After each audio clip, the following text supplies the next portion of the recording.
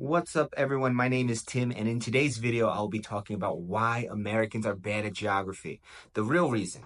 I'm sure you've seen a video on the internet where someone asked an American, name 3 countries, and they can't.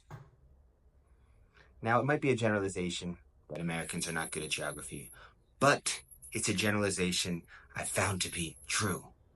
If you know about geography and you're an American, you are the exception and not the rule, and that is by design. In my opinion, that is by design. The powers that be, the government, the education system, they don't want an educated citizenry. At least when it comes to foreign affairs, geography, foreign cultures, and understanding current events in their proper context. Maybe the United States does a good job teaching people how to be good employees, both in the white-collar professions and less so nowadays, but in the past, blue-collar professions. I think blue-collar professions are making a big comeback. And you really don't need to know a lot about geography to be a successful plumber. Of course, if you want to, that's great. But you can make a really good living in the United States without any knowledge of foreign affairs. That's not to say you should. You have 2 jobs. You have a job to pay your bills, and you have a job to be an educated citizen. But it's not your fault if you don't know geography because you are not supposed to.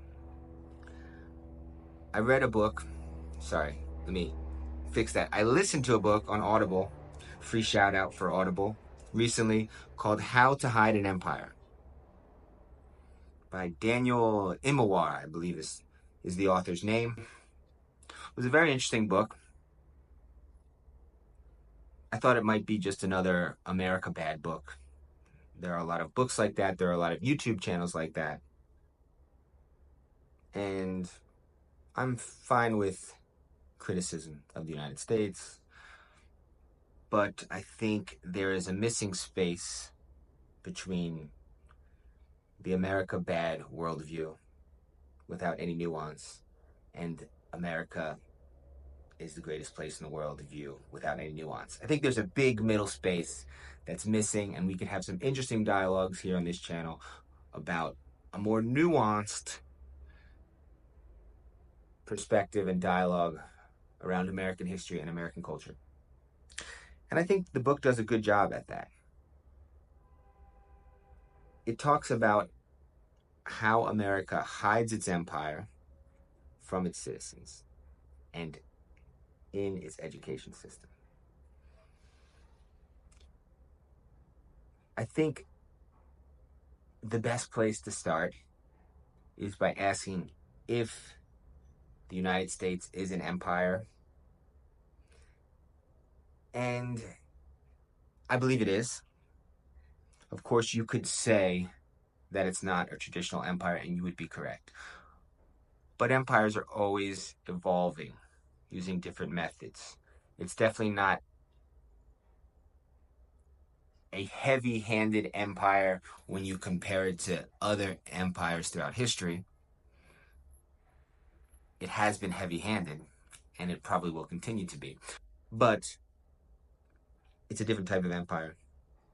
It relies a lot on soft power, economic power, and military bases to solve its problem and extend its influence. So if we agree, or we go on the thesis that it is an empire, then how is it different than Britain, the United Kingdom, which had an empire and was very proud of its empire? Maybe not all of its citizens were, but it championed empire. One of the comparisons they use in the book is between 2 authors, Mark Twain and Rudyard Kipling. Mark Twain was a huge anti-imperialist, and Rudyard Kipling was a champion of British imperialism. In the British system, I don't know about now, currently, but historically, empire was celebrated. The average citizen would know about the different places in the British Empire. There was Empire Day. I don't know if it's still Empire Day. Maybe it's called Commonwealth Day. I'm not from the UK, so maybe you can help me out down there in the comments section. And I was I was in Albufeira Portugal, a couple months ago, and I was on a boat, one of those tour boats with a lot of different people, and there was some British people from Manchester, nice people, but simple working class people, around 20, 22 years old, on holiday, just kind of those British weekend travelers that go on vacation and get drunk in the place. But they were playing a little game about world capitals, and they knew all of them. You would not find that in the United States. And that's not to say that they are more intelligent across the board from their counterparts in the United States. But it does mean that geography was taught. And the other factor is they can get on an EasyJet flight from London or Manchester and arrive in Albufeira, Benidorm, Mallorca. It's very connected to different places throughout Europe, so you definitely are more accustomed to traveling to new countries, dealing with different languages, using your passport, especially now after Brexit, in the UK when you compare it to the United States. So Britain championed empire and United States hid empire because of its founding myth. The United States is founded on a myth that they rejected empire. They rejected the British monarchy and they formed a republic. It's not completely a myth. There's a lot of truth to it, but it's kind of hard to reconcile that with having an empire. Also with Manifest Destiny and with forming your own empire, which they did at the turn of the 20th century. First, they had a continental land empire where they moved out different native tribes. And then when the West finally was settled completely, they started looking abroad. Not too many people know about Puerto Rico in the United States, even though it's part of the United States. They probably don't know its political situation. To be honest, it's kind of confusing, but I believe it's a commonwealth. Some people want statehood. Some people want independence in Puerto Rico. They're kind of settling Puerto Rico. They're giving some tax incentives for mainlanders to move to Puerto Rico. But anyway, it's kind of complicated. But I think people generally know that there's some kind of connection between Puerto Rico and the United States. They probably don't know the history unless they are interested in that specific topic.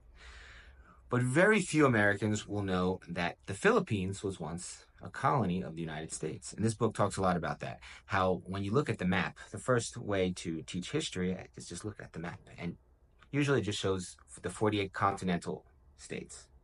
Maybe you'll have a little box with Hawaii or Alaska, maybe Puerto Rico. But at the time when there were foreign colonies, there still are, to a much smaller degree. Now it's mostly done via island chains and military bases. The word he uses in the book is a pointillist empire, where instead of occupying large territory, you just occupy strategic points via military bases, and that's how the United States projects their power. But because of this founding myth and the rejection of empire, we don't have an Empire Day. We have the 4th of July, which was the Declaration of Independence, separating the colonies, the 13 colonies, from the British Empire. So empire is not taught. The only time Americans learn geography is when they go to war. And even in that case, they usually have a very superficial idea of geography, a very superficial idea of the local culture. We were in Afghanistan for about 20 years, Iraq officially for like 10. Something like that. I don't have the exact numbers, but a long time. Most Americans would not be able to tell you the difference between Iraq and Afghanistan in terms of culture, language, history, ethnic groups. The United States is also has civic nationalism instead of ethnic nationalism. When you look at a place like Russia, they focus more on ethnic nationalism, the Slavic people, the Russian soul.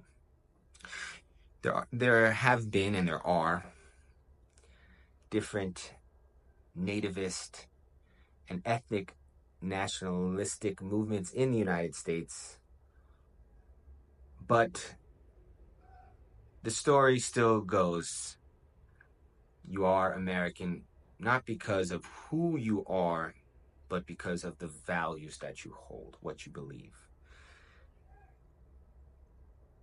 So it would be hard to then turn around and create your own empire. So that's why the United States, in my opinion, does not know a lot about geography. It's by design. It brings up uncomfortable conversations. Most teachers probably don't have the tools or the training to teach it, and it's not valued.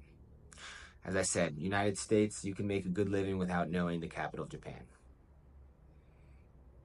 It's something that I enjoy learning about other cultures, but I learned about other cultures not through school. If I were relying on school, I wouldn't have learned anything. I learned through baseball. Once I started playing baseball and started talking to my teammates who were born in Santo Domingo, Dominican Republic, Caracas, Venezuela, Santiago, Cuba, like, you start to learn about different cultures, especially the Latino culture. And eventually I moved to Brazil. This was after college, but I started learning about Latino Hispanic culture when I was like 12. I also worked in a Mexican restaurant, learned how to make guacamole and sing Vicente Fernandez and Celito Lindo. So all my intercultural education was done outside of school. If you want to, the United States, especially big cities like New York and Los Angeles, are great places to learn about foreign cultures because they're so diverse. So it's kind of a paradox that the United States is so diverse, but in the schooling system, they don't learn anything about different cultures and geography. And I think YouTube is kind of filling that void. There are a lot of cool channels that teach people about geography, and I always go to the comment section and find that there are a lot of Americans that know a lot about geography that are interested in learning more, but the majority were not taught about geography. And like I said, I think it's by design. I hope you like this video. I'll see you next time. Peace.